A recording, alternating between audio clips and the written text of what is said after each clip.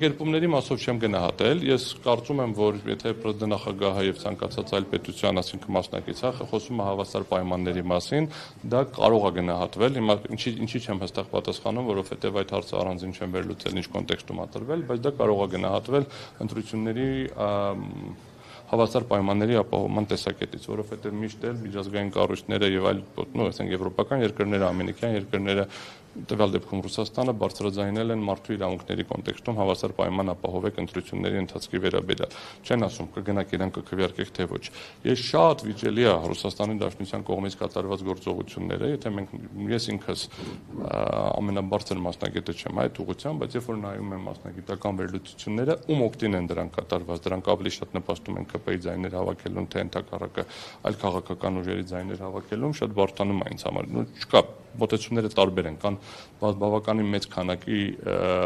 մասնագիտական վերլուծություններ, որ Ռուսաստանի գործողությունները իրականում նպաստել են Նիկոլ Փաշինյանի վերարտադրությանը։ Չեմ պնդում դա, ես կրկնում եմ, իմ մասնագիտացումը չի, որպես ես ասեմ, բայց ասում եմ, կա այդ պատկերը։ Ինձ համար խնդրահարույց է բացառապես դատարանի կողմից, դատավարական այն վրդովմունքը եղել։ Իմ հարցի բարձրաձայնումը եղել է բացառապես դատավարական։ Ես ուրեմն ներկայացություն իրականացրել եմ քրեական գործերով, քաղաքացիական գործերով, միջազգային արբիտրաժով, ինքս որպես արբիտր հանդես եմ եկել, տարբեր վարույթներով։ Ունեմ մեծ փորձառություն ակադեմիական ոլորտներում, դատարանը չեզոքություն ապահովելու պարտականություն ունի, ի պաշտոնե գործի քննության համար իհարկե կարող են հանգամանքները պարզ լինել,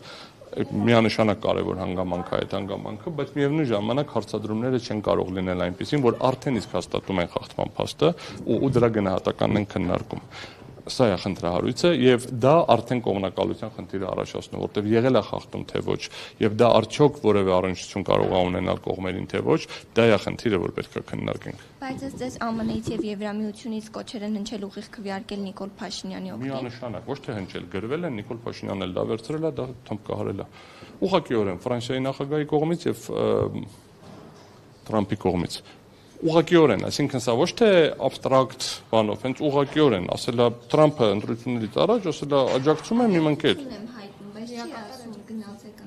Իմ, չէ, բերեք սենց էլի, հիմա գնացեք, ես ամբողջական աջակցում եմ Նիկոլ Փաշինյանին, միասին կառուցելու ենք ինչ-որ ձևակերպումը հիմա ձեռիս տակ չի։ Դա էլ դրանից էլ ոնց որ այն կողմ պետք է լիներ, որ եթե գնաք ընտրեք, ձեզ, չգիտեմ, փող եմ տալու։ Հայաստանի Հանրապետության անձանց չէ։ Սա մոտավորապես ուղղակի միջամտություն է, բայց խնդիրը դրա մեջ չի, որ ասել են, որտեղ միշտ էլ կարող է մի հատ օտարերկրյա պետություն վերցնի դա ասի։ Ինչա ինքը արել։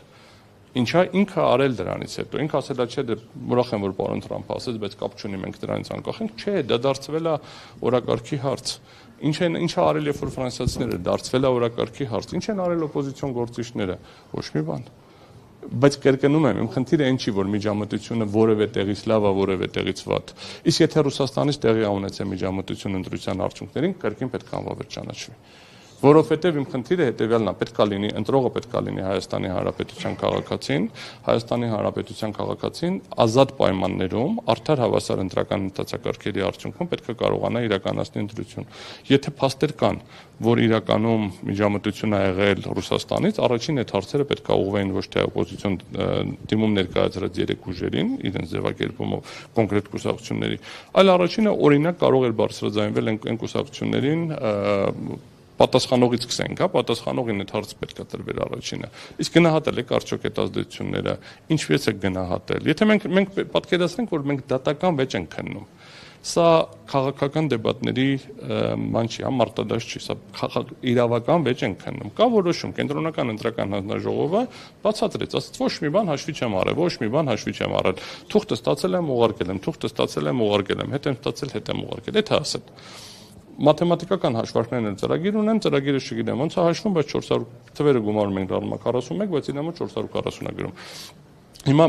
դա կպարզենք քննության ընթացքում։ Այս պայմաններում, երբ որ դատարանը փորձ է անում հարցադրումներով ոչ թե պարզել հանգամանքները, հասկանալ իրոք քաղաքացիները կարողացել են քվեարկել, ինչպես է դա գնահատել կենտրոնական ընտրական հանձնաժողովը։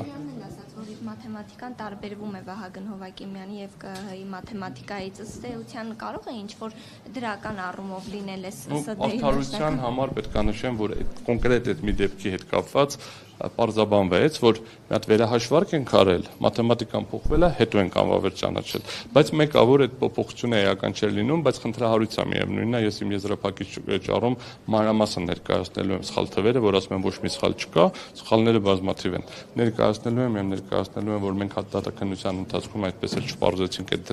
ոչ թե չպարզեցինք, այլ հաստատեցինք դրանց ազդեցությունը,